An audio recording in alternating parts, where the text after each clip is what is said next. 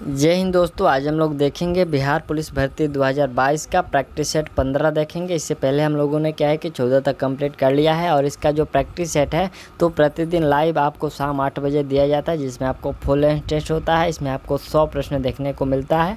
तो आप लोग इसका प्रैक्टिस सेट अभी से लगाना शुरू कर दीजिए। चलिए हम लोग इसको स्टार्ट करते हैं। और यहाँ हम लोग का मॉडल प्रैक्टिस सेट है ये 15 है, ठीक। यदि आपको इसका PDF चाहिए तो वीडियो के डिस्क्रिप्शन में टेलीग्राम का लिंक दिया गया है, वहाँ से आप लोग ज्वाइन हो जाइए। और यहाँ से हम लोग चलिए स्टार्ट करते हैं। आपका जो पहला प्रश्न शुरू हुआ तो हिंदी एवं अंग्रेजी, यानी कि आपको सेट इस सेट में आपको 1 से लेकर 10 तक जो प्रश्न है ये हिंदी के हैं और 11 से लेकर जो 15 तक है वो आपको अंग्रेजी के प्रश्न है, ठीक। चलिए यहाँ से आपका पहला जो प्रश्न है कि निम्नलिखित में अघोष वर्ण कौन सा है। देखिए अघोष वर्ण की बात हो रही है तो ये इसमें स जो है ये अघोष वर्ण है, ठीक। अगला प्रश्न है कि च्वर्ग का उच्चारण मुंह के किस भाग से होता है, यानी कि च्वर्ग जो शब्द है इसका उच्चारण स्थान क्या होता है, तालु होता है, ठीक। चलिए अगला प्रश्न हम लोग का है कि भाववाचक संज्ञा बनाइए। देखिए यहाँ पर भाववाचक संज्ञा बनाइए। लड़का का भाववाचक क्या होगा, तो लड़का का जो भाववाचक होता है वह लड़कपन होता है। ऑप्शन आप लोग सी कर लीजिए। अगला है कि निम्न में कौन सा शब्द स्त्रीलिंग है, तो स्त्रीलिंग शब्द इसमें परिषद जो आप देख रहे हैं ये स्त्रीलिंग शब्द है, ठीक। अगला प्रश्न देख लीजिए कि अध्यापिका शब्द का पुल्लिंग क्या होता है, तो इसका पुल्लिंग होता है अध्यापक। ऑप्शन आप लोग बी कर लीजिए। और महर्षि में कौन सी संधि है, तो महर्षि में जो प्रयोग किया गया है वो गुण संधि का प्रयोग किया गया है। चलिए अगला प्रश्न हम लोग का है कि निर्धन में कौन सी संधि है, तो निर्धन में जो संधि है वो आपका निर्धन में संधि विसर्ग संधि, आप लोग ऑप्शन ए कर लीजिएगा, ठीक। अगला हम लोग का 8 नंबर जो प्रश्न है कि महापुरुष में कौन सा समास है। देखिए महापुरुष में जो है आपका कर्मधारय समास है, ठीक। ऑप्शन आप लोग सी कर लीजिएगा। यदि आपको किसी भी प्रश्न का आंसर याद हो तो आप लोग आंसर करते रहिएगा, ठीक। चलिए चारु चंद्र की चंचल किरणों में कौन सा अलंकार है, तो इसमें क्या है कि अनुप्रास अलंकार है, ठीक। ऑप्शन आप लोग बी कर लीजिए। चलिए 10 नंबर जो प्रश्न है कह रहे कि अपकार का विलोम क्या है। देखिए अपकार का जो विलोम होता है वह उपकार होता है। ऑप्शन आपका सी जो है बिल्कुल करेक्ट है।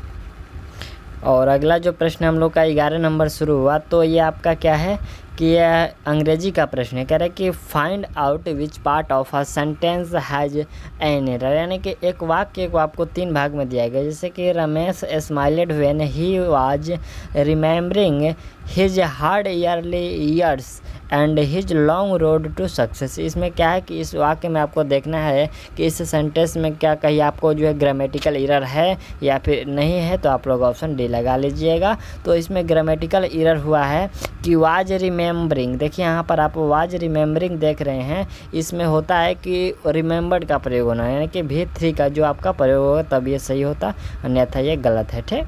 चलिए अगला यहाँ से हम लोग का 12 नंबर जो प्रश्न है कि choose the one which express the right meaning of the given word. जैसे कि यहाँ पर रूट है तो रूट का आपको बेस्ट यानी कि सेम मीनिंग देना है, ठीक है। तो रूट का मतलब होता है घोर पराजय, घोर पराजय होता है, तो इसका हम लोग सेम मीनिंग कर सकते हैं दीपेथ। यहाँ पर देखिए दीपेथ का मतलब क्या होता है, तो पराजित होता है। तो घोर पराजित और पराजित दोनों सेम ही मीनिंग है, तो यहाँ से ऑप्शन आपका बी करेक्ट है, ठीक। चलिए अगला 13 नंबर प्रश्न है कि choose the one which opposite the right meaning of the given word. देखिए यहाँ पर आपको क्या है कि विलोम शब्द बताना है। देखिए यहाँ पर इनलाइटन है। इनलाइटन का मतलब क्या होता है, इनलाइटन का मतलब होता है सूचित करना या फिर प्रबद्ध करना या फिर जानकारी देना, ठीक। तो यहाँ से हम लोग इसका सेम जो है विलोम कर देंगे। विलोम यहाँ से हम लोग डार्कन कर सकते हैं। डार्कन का मतलब होता है अंधेरा करना या फिर अस्पष्ट करना, ठीक। तो ऑप्शन आपका बी इसमें करेक्ट है। और 14 नंबर जो प्रश्न है कि find the wrongly spelled word. देखिए इसमें क्या है कि वर्ड देखना है कि कौन सा गलत है। तो इसमें आप जो एनिवर्सरी देख रहे हैं ये एनिवर्सरी का मीनिंग गलत है। एनिवर्सरी का राइट मीनिंग जो होता है देख लीजिए, इसका राइट मीनिंग होता है ANN, ठीक। यहाँ से सही लिख नहीं पा रहे हैं, ANN और IVERS और S के बाद यहाँ पर देख लीजिए E का प्रयोग किया गया है। यहाँ पर E का प्रयोग नहीं होता है, S के बाद A का प्रयोग होता है, तब एनिवर्सरी का मीनिंग सही होता है। एनिवर्सरी का मतलब होता है वर्षगांठ या फिर वार्षिक दिवस होता है, ठीक।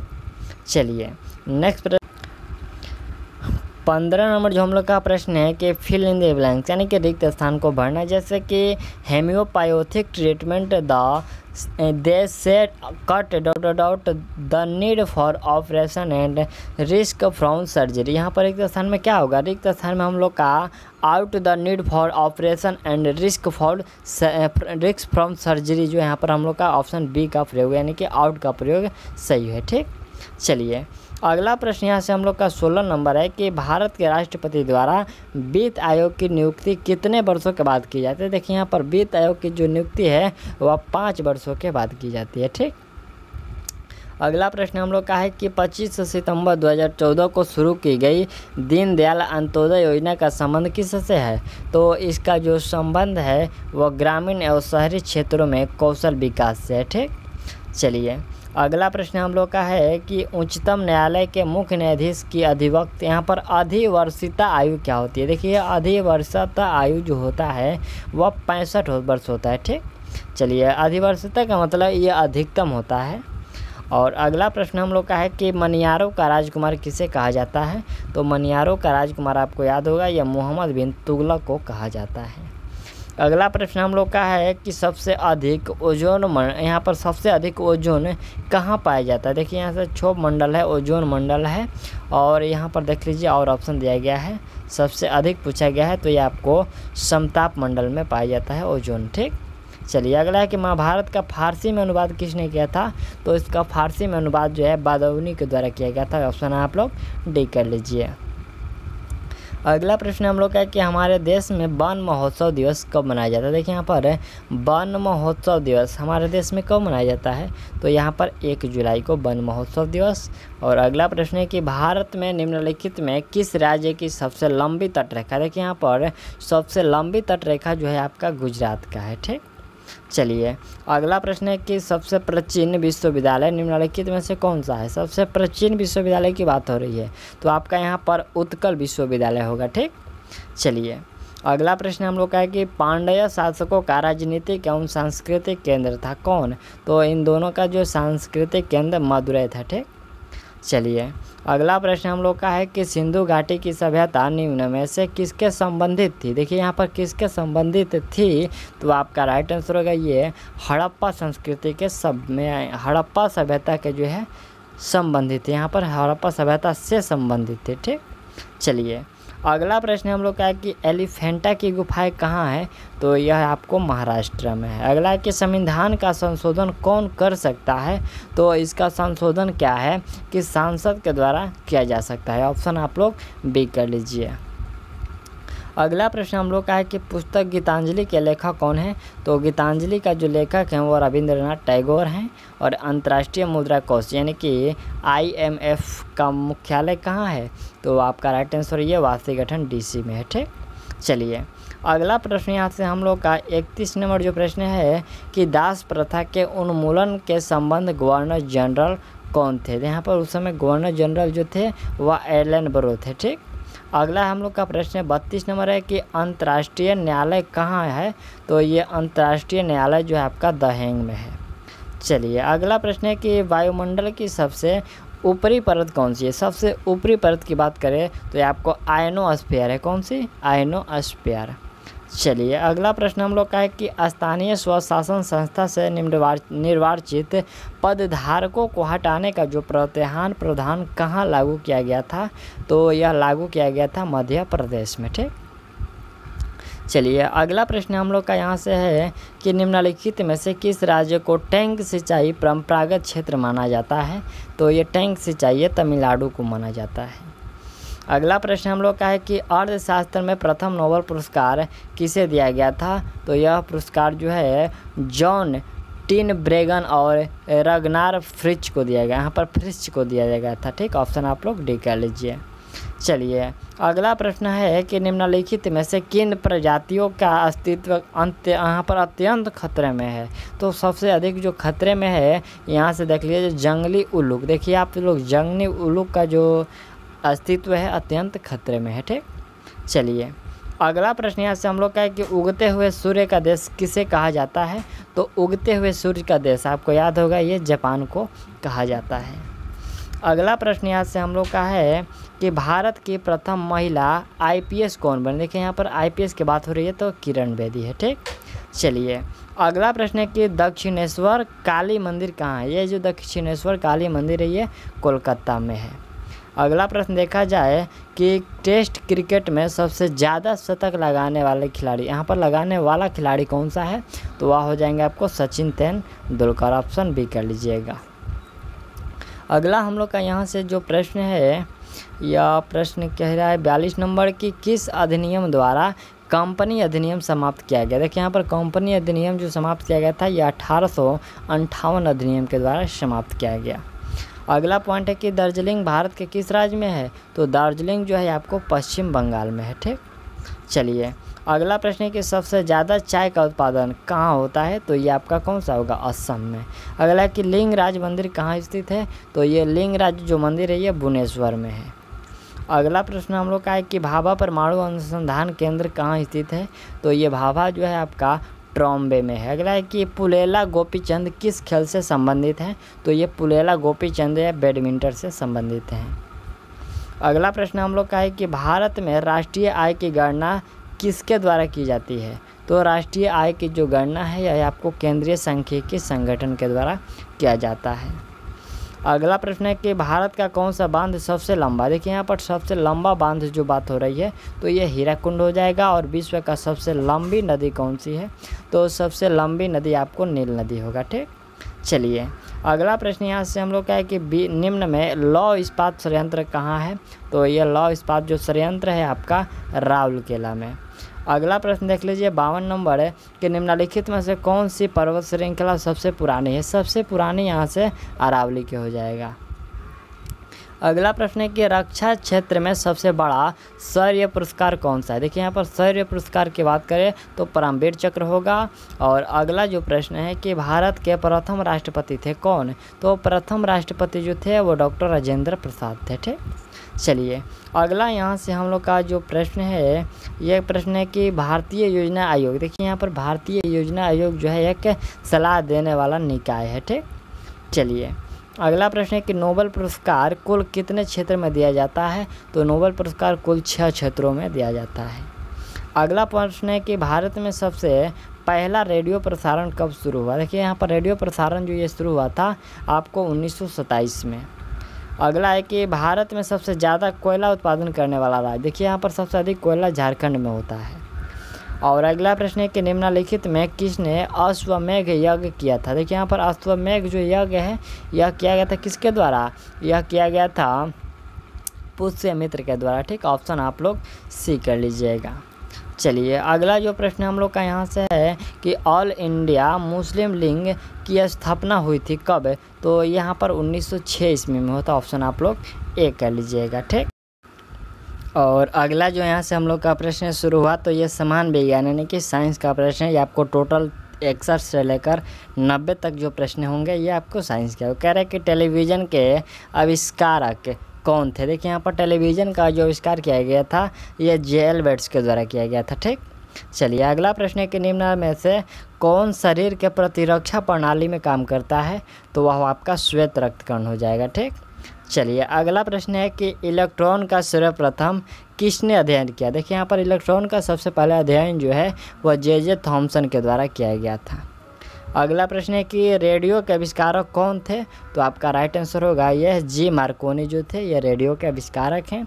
और अगला प्रश्न देख लीजिए कि यहाँ पर हीमोफीलिया एक आनुवांशिक रोग है जिसका परिमाण क्या होता है। देखिए यहाँ पर हीमोफीलिया का जो परिमाण होता है यहाँ से देख लीजिए अंधापन है, हीमोग्लोबिन की कमी है और सीएमोटेजिम है और या फिर रक्त का नहीं जमना। कौन सा होगा आपका राइट आंसर यहाँ पर रक्त का नहीं जमना, जो कि ऑप्शन डी वाला करेक्ट है। ठीक, चलिए अगला प्रश्न हम लोग का है कि प्राणियों के संरचना के बारे में निम्न में से यहाँ पर किस में अध्ययन किया जाता है। देखिए यहाँ प्राणियों की संरचना के बारे में अध्ययन जो किया जाता है यह एनाटॉमी में किया जाता है। ठीक, चलिए अगला प्रश्न है कि निम्न में किसमें ताप का संचरण अणुओं के स्थानांतरण के द्वारा होता है, तो इसमें विकिरण में होता है। ठीक, चलिए अगला प्रश्न है कि विद्युत धारा का मात्रक क्या है? तो विद्युत धारा का मात्रक होता है एम्पियर। अगला है कि पानी की सतह पर प्रति इकाई लगने वाले बल को क्या कहते हैं? यहाँ से पानी की सतह पर बात हो रही है, क्या कहते हैं? इसको उत्प्लावन बल कहते हैं। ठीक, चलिए अगला प्रश्न हम लोग का है कि परमाणु बम का आविष्कार जो है किसने किया था? तो परमाणु बम ये ऑटो हन के द्वारा किया गया था। ऑप्शन आप लोग बी कर लीजिए। चलिए अगला प्रश्न है कि निम्न में कौन रक्त को साफ कर ऑक्सीजन मिलाता है? यहाँ पर देखिए रक्त को साफ कर ऑक्सीजन मिलाता है कौन? तो यहाँ पर गुर्दे के द्वारा किया जाता है ये काम। अगला है कि डीएनए का मूल मात्रक, तो डीएनए का मूल मात्रक होता है न्यूक्लियोटाइड, यहाँ पर न्यूक्लियोटाइड्स होता है। ठीक, ऑप्शन आप लोग सी कर लीजिए। और अगला प्रश्न है कि जीन से संबंधित खोज किसने किया था? तो यह खोज जो है किया गया था हरगोविंद खुराना के द्वारा। प्रश्न है कि कौन सा विटामिन आँख के लिए अच्छा होता है? देखिए यहाँ पर आँख के लिए अच्छा पर विटामिन ए होता है। ठीक, चलिए अगला प्रश्न हम लोग का 75 नंबर है कि निम्नलिखित में से कौन सा प्रोटीन का सर्वोत्तम स्रोत है? तो सर्वोत्तम स्रोत मछली होता है प्रोटीन का, इसमें जो दिया गया है। ठीक, अगला है कि पीलिया रोग किस अंग में संक्रमण के कारण होता है? तो यह जो होता है आपका यकृत में संक्रमण के कारण होता है। ठीक, चलिए अगला प्रश्न है कि इंसुलिन स्रावित होता है, तो यह स्रावित होता है आपका अंगाशय से। और अगला प्रश्न यहाँ से प्रश्न है कि सबसे अधिक दहनशील गैस है कौन? तो आपका राइट आंसर होगा इसमें हाइड्रोजन जो होता है ये सबसे दहनशील होता है। अगला है कि खट्टे फलों में कौन सा विटामिन पाया जाता है? तो खट्टे फलों में जो है विटामिन आपका सी पाया जाता है। ऑप्शन आप लोग बी कर लीजिएगा। और अगला है कि शुद्ध सोना कितने कैरेट का? तो ये 24 कैरेट का होता है। ठीक, अगला प्रश्न है कि दूध का दही में परिवर्तन निम्न में से किसके द्वारा होता है? तो यह जो परिवर्तन होता है आपको जीवाणु के द्वारा होता है। अगला प्रश्न है कि पेय सोडा रासायनिक रूप से होता है क्या? तो ये आपको रासायनिक रूप से क्षारीय होता है।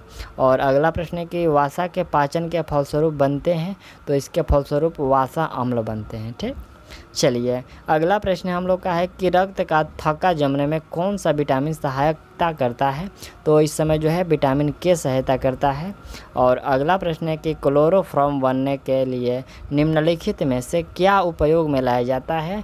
तो उपयोग में इसमें मीथेन लाया जाता है। ठीक, अगला प्रश्न है कि भोजन में आयरन, यहाँ पर लोहा की कमी से कौन सी बीमारी होती है? तो यहाँ पर लोहा यानी कि रक्त में लोहा की कमी से जो होता है वह आपका रक्तल्पता होता है। ठीक, अगला प्रश्न 87 नंबर है कि विद्युत चुम्बक बनाने के लिए सामान्यतः किस धातु का प्रयोग किया जाता है? तो इसमें आपको लोहा का प्रयोग किया जाता है। ठीक, यहाँ पर पूछा गया कि विद्युत चुम्बक बनाने में तो लोहा। ठीक, चलिए अगला प्रश्न है कि सौर ऊर्जा का स्रोत क्या होता है? तो इसका स्रोत होता है नाभिकीय संलयन। और नेक्स्ट प्रश्न है कि निम्नलिखित में कौन रंग प्राथमिक रंग नहीं है? देखिए यहाँ पर प्राथमिक रंग किसमें से पूछा गया कि कौन सा नहीं है? तो आपका कौन सा काला ये प्राथमिक रंग नहीं है।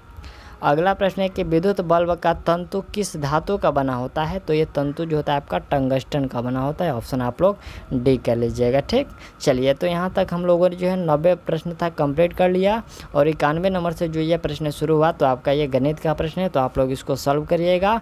और ये प्रश्न आपको दिख रहे हैं तो आप लोग इसका स्क्रीनशॉट ले लीजिए या फिर वीडियो को रुकाकर इसका सॉल्व करने की कोशिश करिएगा। चलिए इसका राइट आंसर आपका जो है 91 का सी होगा। ठीक, चलिए 92 का जो राइट आंसर होगा वह आपका 22 हो जाएगा। और अगला जो 93 नंबर है तो 93 का राइट आंसर आप लोग 4-6 कर लीजिए। और 94 नंबर का जो राइट आंसर होगा वह आपका 1380 होगा। अगला प्रश्न हम लोग का 95 नंबर है तो 95 का 77 वर्ग सेंटीमीटर। और अगला जो ये देखिए 96 नंबर प्रश्न देख लीजिए पहले और आकृति देख लीजिए। और 96 का जो राइट आंसर होगा वह आपका 3 हो जाएगा। ठीक, चलिए अगला 97 नंबर है तो 97 का राइट आंसर आप लोग 1000 कर लीजिएगा, 1000। ठीक, चलिए अगला यहाँ से हम लोग का 98 नंबर है तो 98 का राइट आंसर को थोड़ा सा जूम कर लेते हैं। ठीक, 98 का जो राइट आंसर होगा आपको 4 किलोमीटर प्रति घंटा होगा। और यहाँ से 99 नंबर देख लीजिए, 99 का कौन सा होगा 5 वर्ष होगा। और ये अंतिम नंबर जो प्रश्न है ये आपका ये प्रश्न देख लीजिए, इसमें आपको कोण ABD का मान ज्ञात करना है। इस कोण का आपको मान ज्ञात करना है, कितना होगा? तो यहाँ से आप लोग ऑप्शन देख लीजिए, इसका राइट आंसर 45 डिग्री होगा। ठीक, तो इसमें हम लोगों ने अपना 100 प्रश्न कंप्लीट कर लिया। और चलिए आप लोग जो भी मैथ का जो प्रश्न फंसा है तो आप लोग इसका सॉल्यूशन देख लीजिए। यहाँ से आपका सॉल्यूशन शुरू हुआ, ठीक, यहाँ से देख लीजिए। आप लोग वीडियो को रुका कर देख लीजिएगा या फिर स्क्रीनशॉट ले लीजिएगा। 91 का ये रहा, फिर 92, फिर आपका यहाँ से 93, 94 आपको ट्रिक के माध्यम से समझाया गया है। और फिर आपका यहाँ से 95 नंबर है, 96 है, फिर 97, 98 और 99 नंबर, और यहाँ से आपका 100 नंबर, ठीक। यहाँ पर हम लोगों का जो 100 प्रश्न कंप्लीट हो गया। और ये जो हम लोग का प्रैक्टिस सेट था तो वह आपका 15 था, और जो सेट 16 है तो आपको कल शाम को 8 बजे प्रोवाइड किया जाएगा। और आप लोग इस सेट में कितना प्रश्न सही किए हैं आप लोग कमेंट कर दीजिएगा। तो चलिए मिलते हैं अगले वीडियो में, और तब तक ले थैंक्स ऑल दी बेस्ट।